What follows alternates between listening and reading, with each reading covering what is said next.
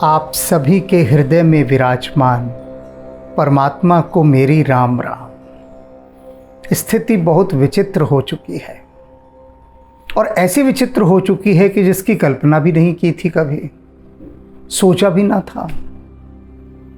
अब राम जी का राज्याभिषेक हो चुका है। अंगद, हनुमान जी, सुग्रीव, जामवंत इत्यादि अनेक वानर श्रेष्ठ वहाँ अपना रह रहे हैं। 6 महीने बीत गए, अपने घर जाने की सुधि नहीं किसी को। भूल ही गए कि घर जैसी कोई चीज़ भी है, उनकी परिवार भी है, प्रभु के निकट हैं। समय का पता ही नहीं लग रहा। अब राम जी सोच रहे हैं कि भैया ये तो अपने घर जा नहीं रहे, और उधर उनके घर वाले याद करते होंगे, राम दुहाई करते होंगे कि राम जी अब तो भेज दीजिए हमारे परिवार वालों को, सारे काम हो गए, आपका राज्याभिषेक भी हो गया, अब तो भेज दीजिए। तो उनकी जो मनोकामनाएं हैं वे भी तो प्रभु सुन रहे हैं ना। तो उन्होंने कहा ऐसे तो ये जाएंगे नहीं, इनको भेजना ही पड़ेगा।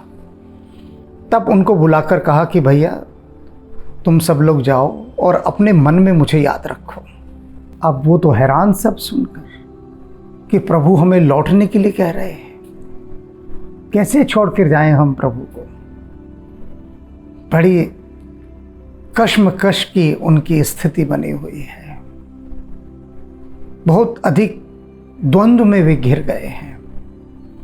अब उसी दृश्य के अंदर सबकी बोलती बंद है, कुछ बोल नहीं पा रहे हैं। क्या कहें प्रभु से। परम प्रेम तिनकर प्रभु देखा। प्रभु उनके अत्यंत प्रेम को देख रहे हैं, अनुभव कर रहे हैं, समझ रहे हैं कि मेरा वियोग ये मेरे वानर मित्र मुझसे सह नहीं पा रहे हैं और मैं इन्हें लौटने को कह रहा हूँ। तो उनका वे धर्म संकट, उनकी मनस्थिति सब समझ रहे हैं प्रभु, और उनके प्रेम को सबसे अधिक अनुभव कर रहे हैं। अब उनकी यह स्थिति देखकर प्रभु ने क्या किया, कहा विविध विधि, अनेक अनेक विधियों से, अनेक अनेक प्रकार से ज्ञान विशेषा, विशेष ज्ञान उनसे कहा। अर्थात बहुत बहुत तरीके हथकंडे अपनाए, लाख जतन किए समझाने की कि भैया ऐसे नहीं ऐसे लौट जाओ, ऐसे नहीं ऐसे लौट जाओ। जितने उपाय हो सकते थे सब राम जी ने किए उनको समझाने के, जो जतन कर सकते थे। प्रभु सन्मुख कुछ कहने न पा रहे। अब सुन रहे हैं सारे वानर कि राम जी उन्हें समझा रहे हैं और कुछ कह नहीं पा रहे। वे क्या बोले, प्रभु के आगे क्या बोले। बोलती बंद है, चुप हैं। कहना तो चाह रहे हैं कि हम नहीं जाना चाहते, लेकिन कह नहीं पा रहे। भीतर कोई कहने ही नहीं दे रहा कि प्रभु के सामने हम उनकी इच्छा के विरोध में कैसे कहें। तो राम जी की इच्छा को मोड़ने का उनका भाव ही नहीं हो रहा। पुन पुन चरण सरोज निहार रही, और क्या कर रहे हैं, बस चुपचाप बार बार बार बार प्रभु के चरणों को ही निहारे जा रहे हैं। वे बोल रहे हैं, समझा रहे हैं, राम जी समझाते रहो, हम तो आपके चरण कमलों को निहार रहे हैं। और वे बस निहारते जा रहे हैं। तब प्रभु भूषण बसन मंगाए। तब राम जी ने एक और उपाय किया, कहा कि भैया वस्त्राभूषण लेकर आओ। सब लेकर आए वस्त्राभूषण। अब उसका मतलब क्या है वस्त्राभूषण का, कि अब तुमको विदा कर रहे हैं। होता है ना रिटर्न गिफ्ट, कि अब वापस भेज रहे हैं तो भेज रहे हैं तो कुछ उपहार भी देंगे भेजते हुए, तो उपहार मंगवा लिए। सारे संकेत वानरों को मिल रहे हैं, देख रहे हैं कि प्रभु ने पूरी तैयारी कर ली है हमें भेजने की। आभूषण, वस्त्र सब मंगवा लिए। नाना रंग अनूप सुहाए, अनेक अनेक प्रकार के रंगों के अनूप ऐसे वस्त्र जो कभी वानरों ने देखे ही नहीं थे। कहाँ से देखेंगे। किष्किंधा वानर राज्य जंगलों में बना हुआ, वहाँ पर उत्कृष्ट कोटि का वस्त्र कहाँ से आएगा, आभूषण कहाँ से आएंगे, असंभव। और अयोध्या में तो जो स्वर्ग में भी नहीं है वह अयोध्या में। अब सबको ऐसे ऐसे वस्त्र और आभूषण मिलने वाले हैं। सुग्रीव वहीं प्रथम ही पहिराए, बसन भरत निज हाथ बनाए। सबसे पहले सुग्रीव को सजाया गया, वस्त्राभूषण दिए गए और भरत जी ने अपने हाथों से भरत जी ने, नौकर चाकर नहीं कि उनको सजा रहे हैं, वस्त्राभूषण आ रहे हैं और भरत जी पहना रहे हैं। मेरे एक मित्र संगीतकार भी बता रहे थे कि मुझे राज्य याद नहीं, किसी राज्य के महारानी ने अपने यहाँ संगीत का कार्यक्रम आयोजित किया, राजघराने की थी। वे गए वहाँ पर, उसके बाद भोजन की व्यवस्था हुई। तो भोजन महारानी स्वयं अपने हाथों से संगीतकारों को परोस रही थी। तो वे संगीतकार, मेरे मित्र जो कहते हैं, उन्होंने कहा कि रानी साहिबा इतने नौकर चाकर हैं, आप भला हमें क्यों परोस रही हैं भोजन, वे परोस देंगे।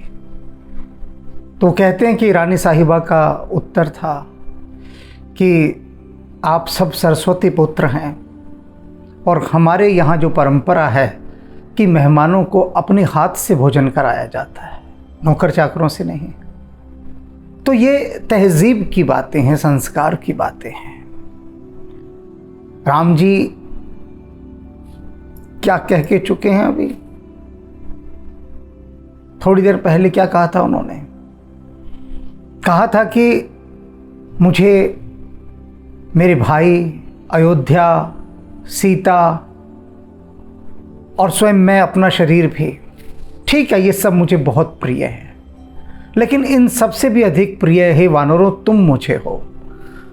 और यूं ही बात नहीं कही थी, राम जी ने यह भी कहा था कि मैं ये झूठ नहीं बोल रहा हूं।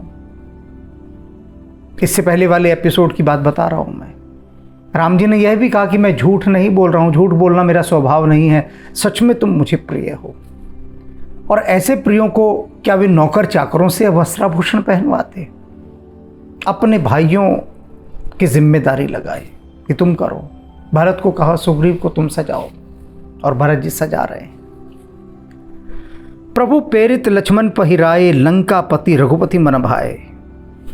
अब प्रभु ने इशारा किया, प्रेरणा दी, लक्ष्मण देखो विभीषण बैठे हैं ना, चलो सजाओ। अब लक्ष्मण जी की एक बहुत बड़ी विशेषता थी, हम आपको बता दें कि वे कुटिया बहुत अच्छी बनाते थे, और कुटिया की जो सज्जा करते थे वो अंदर, जिसे कहते हैं इंटीरियर डेकोरेशन, बेमिसाल। लक्ष्मण जी का कोई सानी नहीं था सजाने में चीज़ों को। और वही बात उर्मिला में भी थी, वही बात। अब सजा दिया विभीषण को, और राम जी देख रहे हैं, और देखते देखते राम जी को विभीषण इतने सुंदर लग रहे हैं, इतने प्यारे लग रहे हैं। सजाया किसने? लक्ष्मण जी ने। उनके हाथ की सज्जा, तब तो चार चांद लगने ही लगने हैं। लंका पति रघुपति मन भाए। और ये जो लंकापति विभीषण हैं, वो रघुपति के मन को बहुत भा रहे हैं। अंगत बैठ रहा नहीं डोला। अब एक एक को प्रभु देखते थे, वो उठकर आ जाता था। उन्होंने अंगद की तरफ भी देखा, अंगद उठकर नहीं आया, डोला ही नहीं, अपने स्थान से उठा ही नहीं, बैठा रहा। अब आप भी सोच रहे होंगे कि सुग्रीव वह उठकर आ गया, विभीषण उठकर आ गया, सजाया जा रहा है, और राम जी देख रहे हैं अंगद की तरफ। अंगद नहीं उठकर आया, वो बैठा रहा। क्यों बैठा रहा भाई? अंगद बैठ रहा नहीं डोला, प्रीति देख प्रभुता ही न बोला। प्रीति देख प्रभु देख रहे हैं अंगद के हृदय में उनके प्रति जो प्रीति है, सबकी प्रीति दिखाई दे रही है यहाँ बाहर बाहर।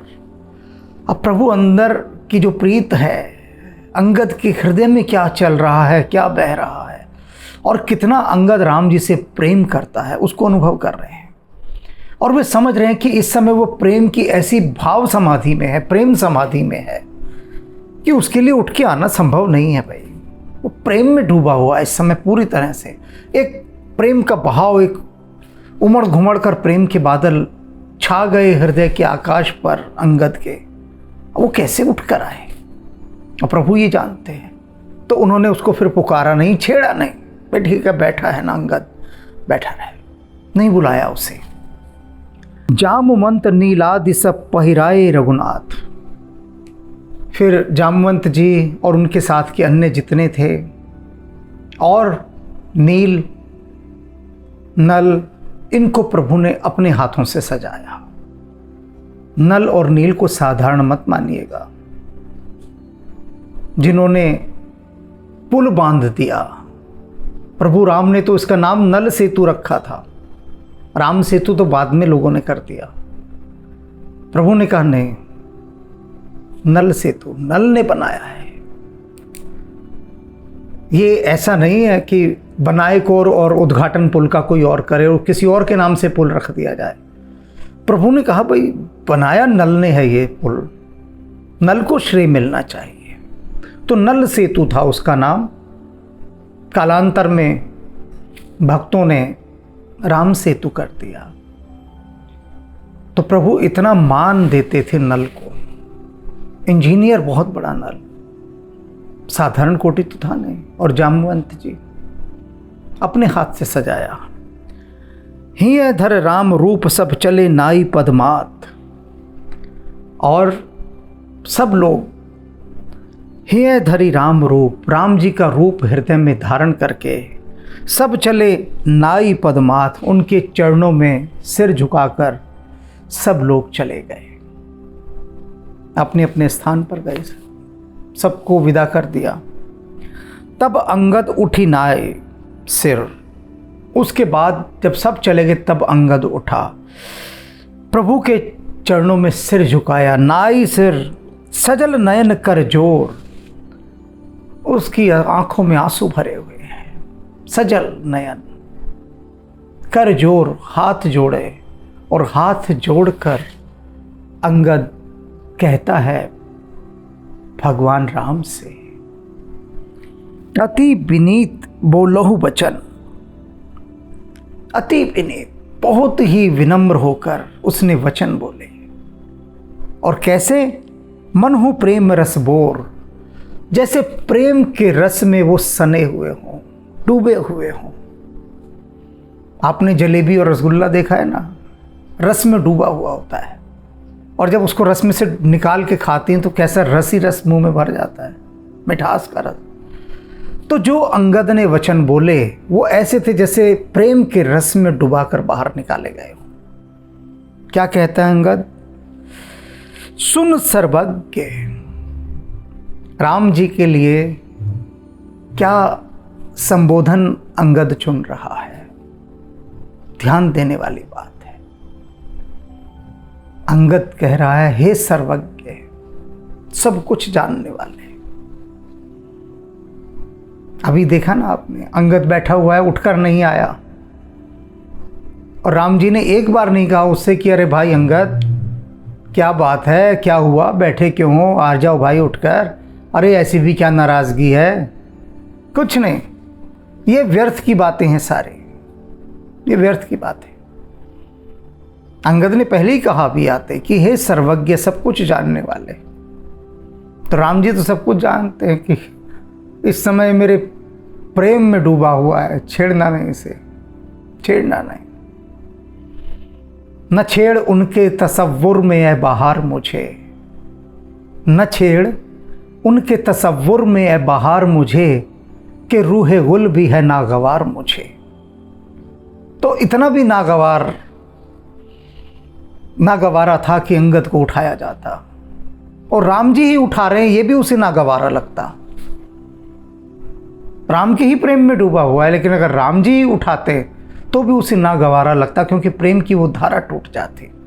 और राम जी ने नहीं उठाया, कोई इस बात को जान नहीं सका, तभी अंगद कह रहा है कि हे सर्वज्ञ, सुन सर्वज्ञ, हे सब कुछ जानने वाले, हे अंतर्यामी, मेरी बात सुनिए। तुलसीदास जी ने मर्म को छुआ है, मर्म को। राम जी कब कहां क्या सोच रहे हैं, कर रहे हैं, बहुत सूक्ष्म। कहने वाले कहकर बढ़ जाएंगे आगे कि अंगद ने कहा कि हे सर्वज्ञ, और ऐसे थोड़ी ना सर्वज्ञ, कैसे सर्वज्ञ? जो मन तक की बात पढ़ ले कि मन के भीतर चल क्या रहा है, मन की उन अतल गहराइयों में क्या हो रहा है, जहां पर कोई यंत्र काम नहीं कर सकता, वहां पर भी राम जी जाकर देख लेते हैं कि हो क्या रहा है।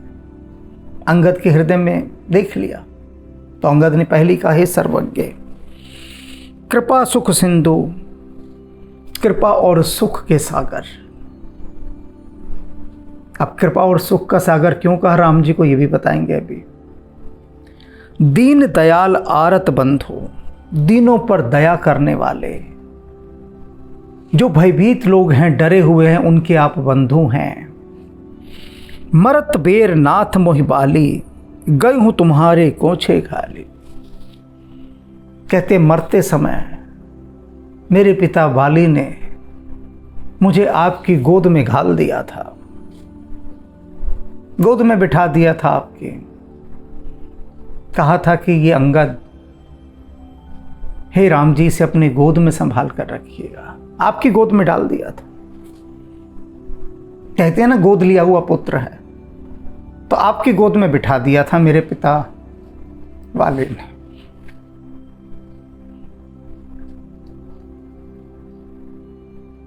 दीन दयाल, कृपा और सुख के सागर। अनेक लोग जो महापुरुषों को समझ ही नहीं पाते, कैसे समझ पाएंगे? राम को समझना, अरे अपने काम तो देख लो, तब तो राम को समझोगे।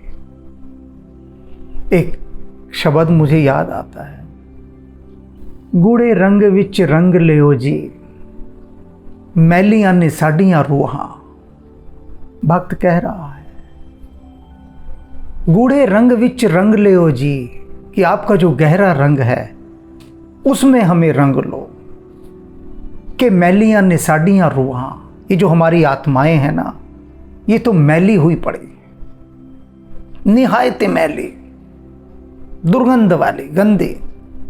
अब इन मैली रूहों से कैसे राम को समझोगे? लोग चिल्लाते हैं मुझ पर, ये आपके राम जी वाली को धोखे से मारा, और ये शूरवीर थे तो सामने जाके मारते ना, ये कायरता से वाली को जाके क्यों मारा? तो मैं उनसे कहता हूं कि इसका उत्तर जानना चाहते हैं? वो कहते हैं हाँ जानना चाहते हैं, तभी तो पूछ रहे हैं आपसे। तो हम कहते हैं कि अच्छा, तो ये रामबाण उपन्यास पढ़ो हमारा। उस रामबाण उपन्यास में बहुत लंबी चर्चा है राम जी की और वाली की। वाली तीर लगने के कारण भूमि पर पड़ा है, मरने को तैयार, मरणासन। और वाली यही प्रश्न राम जी से पूछता है कि मैंने आपका बिगाड़ा क्या था? आपने मुझे मारा, पर मुझे बता दीजिए मैंने आपका बिगाड़ा क्या था? मैंने आपका कोई धन नहीं छीना, आपका कोई अपराध नहीं किया, कोई चोरी नहीं की आपकी, मेरी आपकी दुश्मनी क्या थी? वाली ये प्रश्न पूछता है। और जैसे ये सज्जन बहुत आक्रोश में, क्रोध में मुझसे प्रश्न करते हैं, वाली भी करता है प्रभु राम से, बहुत गुस्से में, आक्रोश से। और जब प्रभु उसे उत्तर देते हैं कि मैंने तुझे क्यों मारा, जब वे बताते हैं, तब वाली बड़ा पछताता है, बहुत पछताता है, और हाथ जोड़कर आखिर में कहता है कि ये मेरा बेटा अंगद, ये आपकी गोद में मैं देता। अब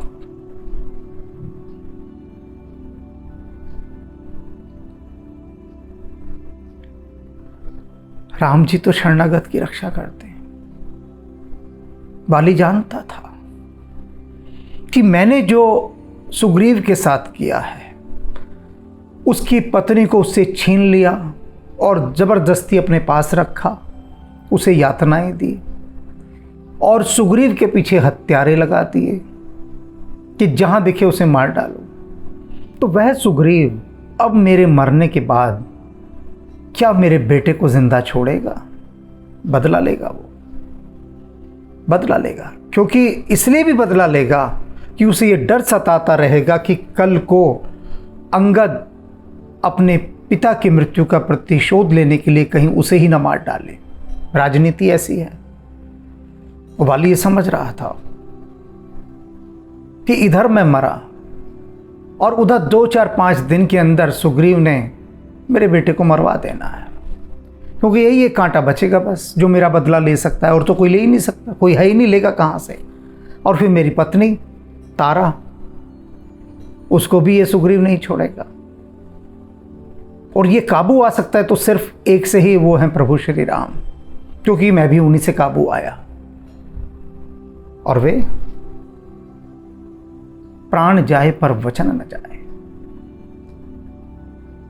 एक बार किसी को शरण में ले लिया, फिर उसे किसी का भय नहीं रहता। अंगद जानता है सब कि राम जी ने उसके ऊपर कितनी कृपा की। अनुभव कर रहा है कि मुझे युवराज बना दिया किष्किंधा का। कहाँ मेरे मरने के दिन करीब थे, जिंदगी के लाले पड़ गए थे, वो हालत हो गई थी, और राम जी ने कहा सुग्रीव से कि युवराज बनाना है अंगद को, और मेरी माँ को भी, यानी वाले की पत्नी को भी समुचित मान सम्मान दिया गया। तो ये ऐसे सर्वज्ञ, सब कुछ जानने वाले, कृपा के सागर, तो वह तो अवभाव से भरा है राम जी के प्रति, गहरी धन्यता से भरा है, कृतज्ञता से भरा है। अंगद यूं ही नहीं बैठा रहा था, तब कैसे उठकर आए, अनुभव कर रहा है राम जी की कृपा को। अब क्या कहता है आगे, असरण शरण विरुद्ध संभारी, कि जिसे कोई शरण नहीं देता उसे राम जी आप शरण देते हैं, आप संभालते हैं। मोहि जन तजहूँ भगत हितकारी, और आपका ये विरुद्ध, आपका ये बाना, इसे याद रखिए, और मुझे अपना जन जानकर, अपना भक्त जानकर मुझे मत त्यागिए। आपने सबको भेज दिया ना, सब वानरों को सजा धजा कर, लंकापति विभीषण को भी भेज दिया, सुग्रीव को भी भेज दिया, जामवंत जी को भी भेज दिया, तो मुझे अपना सेवक जानकर, अपना दास जानकर, अपना भक्त जानकर मुझे मत त्यागिए आप, क्योंकि आपका ये बाना है, आपकी ये वृद्धावली है कि आप शरणागत को त्यागते नहीं, और मैं तो आपके शरण में हूँ, और मेरे पिता ने मरते समय मुझे आपकी गोद में बिठाया था, तो मुझे आप क्यों वापस भेज रहे हैं? मुझे क्यों भेज रहे हैं? मोरे तुम प्रभु गुरु पे तुम आता, कह रहा है अंगद कि हे राम जी, मैं किष्किंधा में लौट के किसके लिए जाऊं? युवराज है किष्किंधा का, तब ये कह रहा है कि मैं किष्किंधा लौटकर किसके लिए जाऊं? मेरे प्रभु, तुम हो प्रभु गुरु मात पिता, आप तो मेरे गुरु हैं, माता है, पिता हैं, सब कुछ आप ही तो हैं, और आपको छोड़कर मैं किष्किंधा चला जाऊं? कैसे चला जाऊं? और ये जितने वानर हैरान हो रहे थे थोड़ी देर पहले, क्यों हो रहे थे कि प्रभु जब सीता जी को खोजते खोजते वहां पहुंचे ऋष्यमुख पर्वत पर, सुग्रीव से भेंट हुई, हनुमान से भेंट हुई, और उसके बाद तो वानरों के साथ ही रहे ना, फिर लंका पर चढ़ाई की, वो इतने समय वानरों के ही साथ रहे। अब वानरों को ये लगा कि प्रभु तो हमारे साथ ही, हमसे अलग तो कभी हो ही नहीं सकते।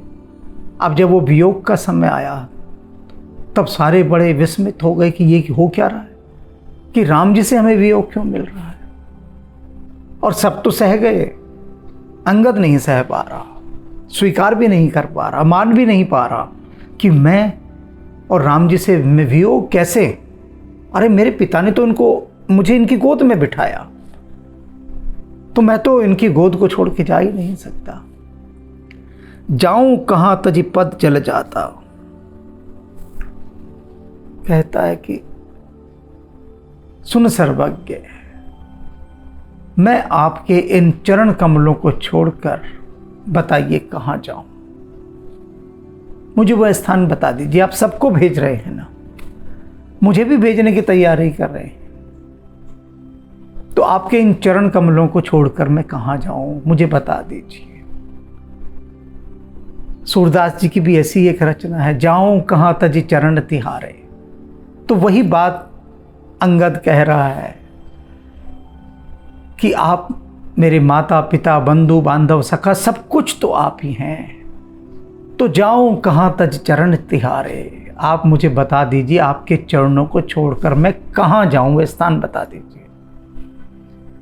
अब ये ऐसी भाव दशा, आप सभी अंगद का नाम सुनकर आगे बढ़ते रहे होंगे। आप भक्तों ने कभी भी ना सोचा होगा कि अंगद और राम जी के प्रति इतने गहरे भाव से भरा हुआ है, इतने गहरे प्रेम से। हाँ, राम जी के ऐसे ऐसे प्रेमी हैं, ऐसे ऐसे प्रेमी हैं जो बस मन में ही राम को लिए डोलते रहते हैं। बाहर से देखने से पता नहीं लगेगा कि राम के प्रति प्रेम की कैसी भीतर सरस्वती बह रही है। गंगा जमुना तो बाहर सबको दिखाई दे जाती है, सरस्वती नहीं दिखाई देती। तो ये जो सरस्वती नदी राम नाम की जो भीतर बहती है, अंगद जैसे भक्तों के भीतर, वह दुर्लभ है, दुर्लभ है। और आज उसी सरस्वती के हम सबको फिर से दर्शन हो रहे हैं, जो भीतर बह रही है राम जी की। जो ये सरस्वती है, प्रेम की सरस्वती है, अंगद के हृदय में बह रही है। और फिर से कहना चाहूँगा कि आप सभी को वो संवाद ज़रूर पढ़ना चाहिए रामबाण उपन्यास में, ज़रूर।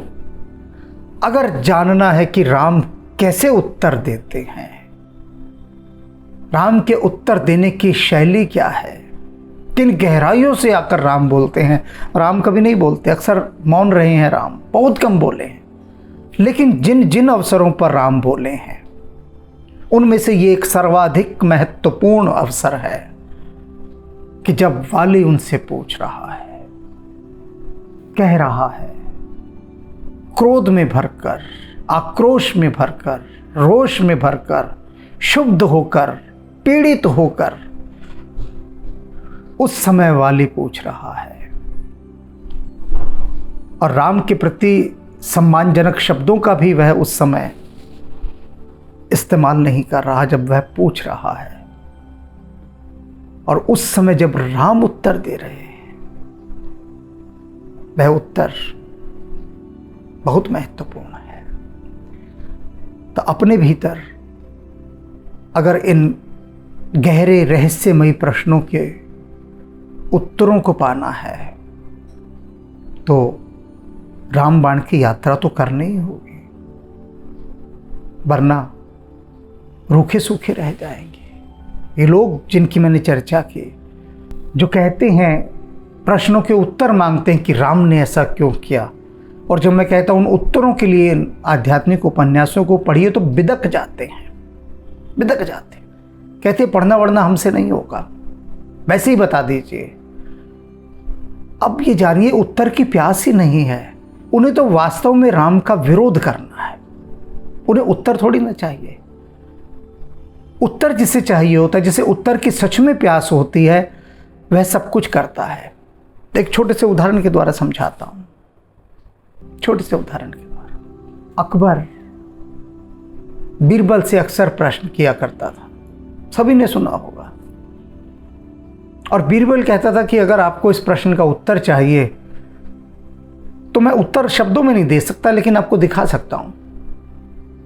अकबर कहता दिखाओ, तो वो कहता ऐसे नहीं, ये बादशाह के रूप में नहीं, ये फटे पुराने कपड़े पहनो और चलो मेरे साथ, जहां ये उत्तर दिखाई देगा मैं वहां लेके चलूंगा।